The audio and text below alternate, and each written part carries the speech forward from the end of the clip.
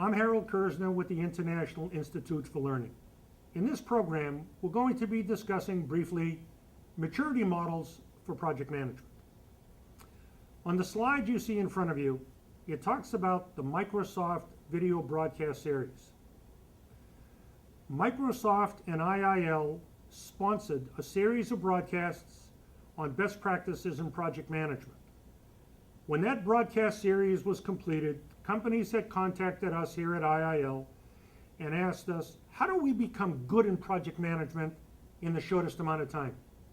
So we began looking at the creation of various maturity models for project management. One of the reasons why we began looking at these models is because companies were now asking their suppliers, their contractors, to demonstrate in the proposals as to how mature they were in project management.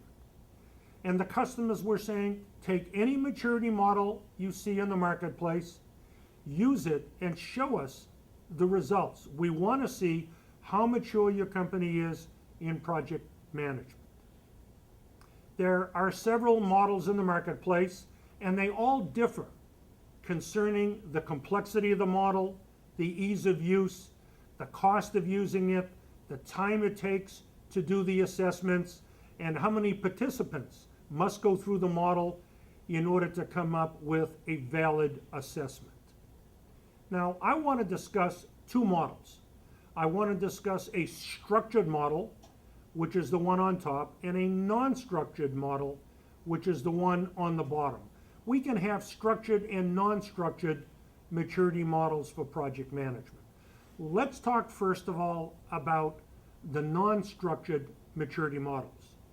We have 5 life cycle phases in the non-structured maturity model.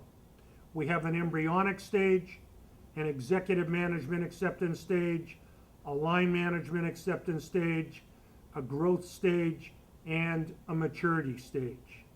Let's talk about each one of these stages briefly.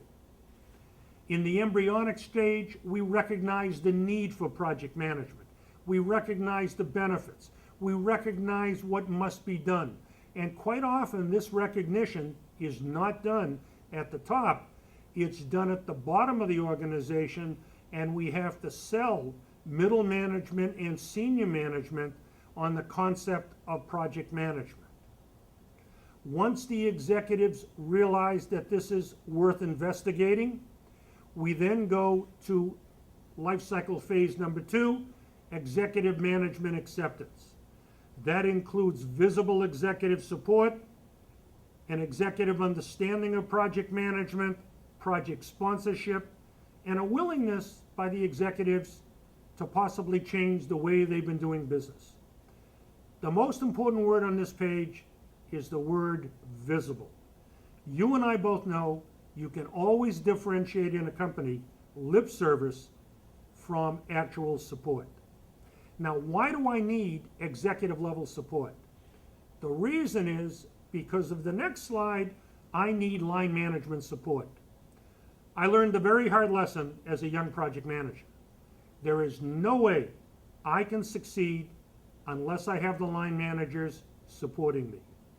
Now, how many line managers do you know of would actually support project management if they did not see their executives above them also supporting project management? So you begin to realize that executive support and line management support is essential to jumpstart the process. The next phase is entitled the growth phase. Once you have the support you need, you then develop a project management methodology. There's a commitment to planning. You try to minimize scope changes. And the last thing you do is to select software. I often ask students, what comes first?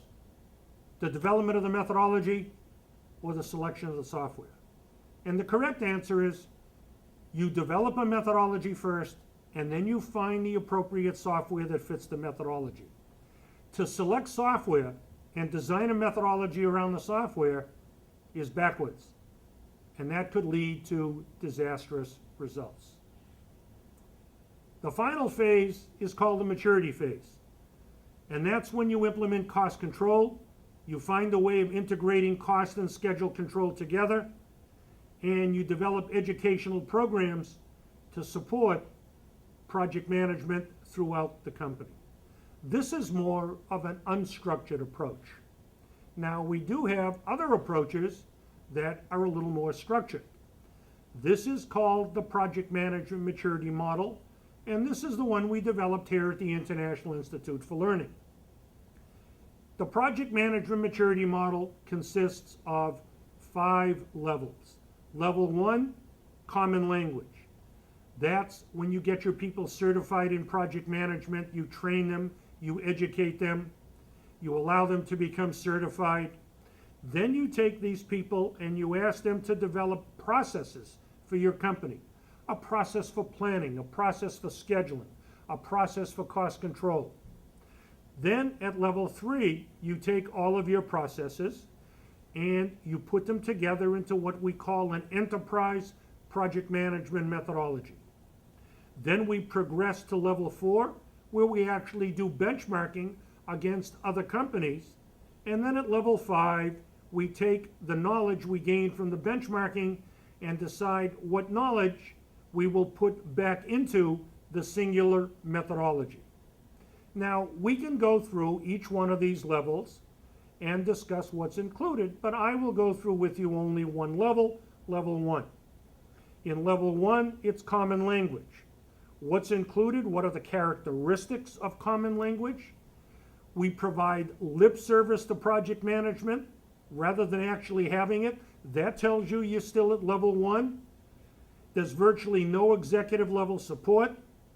There may be small pockets of interest somewhere throughout the company related to project management. There's no attempt to recognize the benefits of project management. People make decisions in their own self-interest rather than putting the company first. And the company has yet to discover that there's a return on investment on project management education. This tells you you're at level 1. Why are there roadblocks at each one of these levels? Because there are roadblocks at every level. Some of the roadblocks at level 1, there is a natural resistance to change. People say, leave well enough alone. It wasn't invented here. It doesn't apply to us and we don't need it. These are just excuses that companies come up with as to why they should not mature in project management. We also provide you with a listing of steps you can go through to complete this level and progress to the next level. There has to be training and education to complete level 1. You must have PMPs. You must understand the principles of the PMBOK guide. You have to recognize the tools that are available to support project management. And one of the benefits of using the PMBOK guide is that people will then communicate using a common project management language.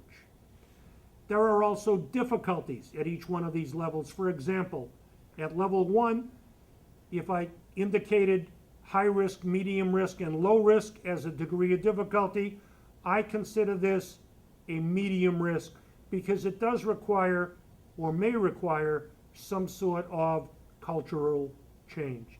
And we can go through steps like this for each one of the 5 levels. Once you get to level 5, you normally do not repeat level 1 and 2 unless you may have new employees in the company. Instead, levels 3, 4, and 5 become a cycle of continuous improvement.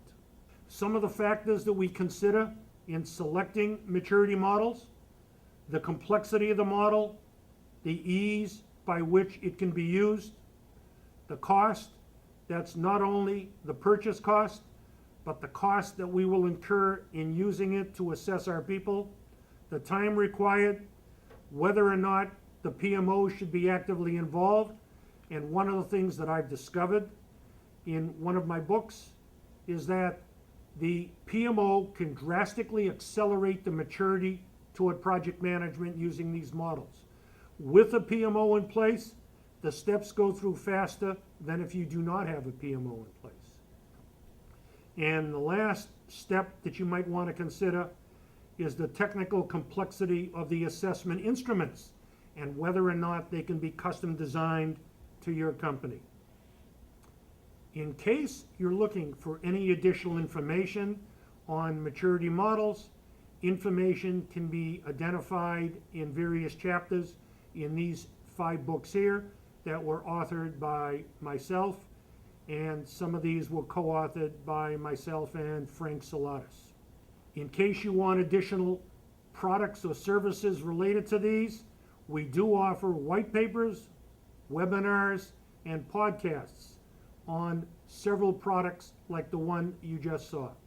These can be attained by going to IIL's website, iil.com. This is Harold Kersner. Thank you.